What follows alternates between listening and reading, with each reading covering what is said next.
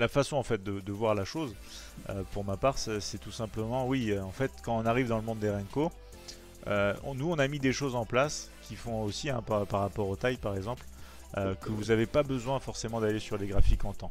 Le principe même de ce qu'on nous on a mis en place et de ce que en fait moi j'ai traduit parce que c'est ma façon de voir les choses aussi depuis un certain temps, c'est d'utiliser du coup d'avoir toutes les informations sur un seul graphique. Moi mon délire c'est la simplicité, se baser sur les choses essentielles. Bon, sur CFD on se base sur le prix, sur les futurs on pourra se baser sur plus que ça, mais sur CFD voilà, on se base sur le prix, les Renko, prix directionnel en plus, les Renko.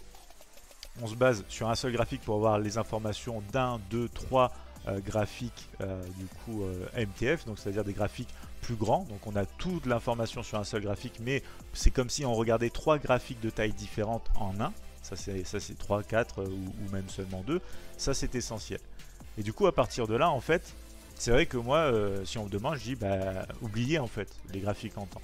Concentrez-vous que sur des graphiques Renko parce que vous n'avez pas besoin d'aller voir un graphique en temps pour savoir la tendance de fond si vous utilisez un graphique Renko sur lequel vous avez 3 dimensions. Donc ça veut dire que la troisième dimension, la plus grande, c'est celle-là qui doit vous donner le biais directionnel par exemple si on veut le trader comme ça.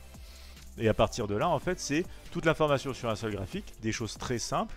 Donc on n'a pas besoin de switcher de graphique, ça c'est essentiel. Et on ne tient compte que du mouvement. Donc si le marché bouge, on a des bougies, s'il ne bouge pas, on n'a rien. Donc c'est à la fois le challenge et un petit peu le trading que moi j'applique et que je veux faire au quotidien. C'est vraiment cette approche là. Donc typiquement pour un total débutant qui arrive, moi j'ai envie de dire oublie les graphiques en temps, concentre-toi sur des graphiques Renko qui sont simples, qui te donnent de meilleures informations que les graphiques en temps. Oui, les graphiques en temps ils sont gratuits, ils sont disponibles partout, très bien. Mais on sait qu'il y a 98% des traders qui, enfin on va dire 90% des traders qui perdent. C'est pas pour rien, ils regardent aussi tous la même chose et ils n'ont pas un edge, c'est-à-dire un petit avantage du coup pour essayer de décortiquer les passages où le marché est intéressant des autres passages. Les Renko par définition et par nature nous aident à le faire.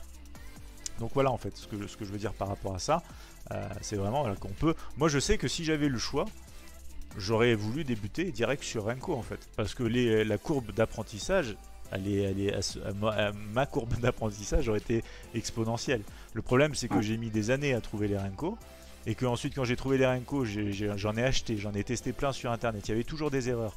Ils se redessinaient, du coup ils se dessinaient mal déjà aussi. Il y avait des soucis dès qu'on avait une micro coupure du serveur, ça allait pas. Plein de choses que nous on a modifié derrière et que du coup ensuite seulement offre la possibilité sur MT4 de faire du backtest comme il faut, etc., etc. Mais tout ça, ça a demandé beaucoup de développement. Hein. Ça fait plus de 3 ans avec Emmanuel qu'on a développé. Enfin, on a mis plus de 3 ans à développer tout ce que vous avez là sous les yeux.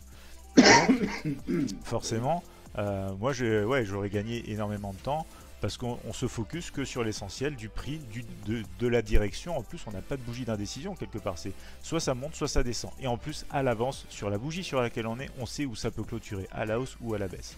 C'est ça. Voilà, donc c'est super important et puis voilà, c'était ce que je voulais dire par rapport à ça.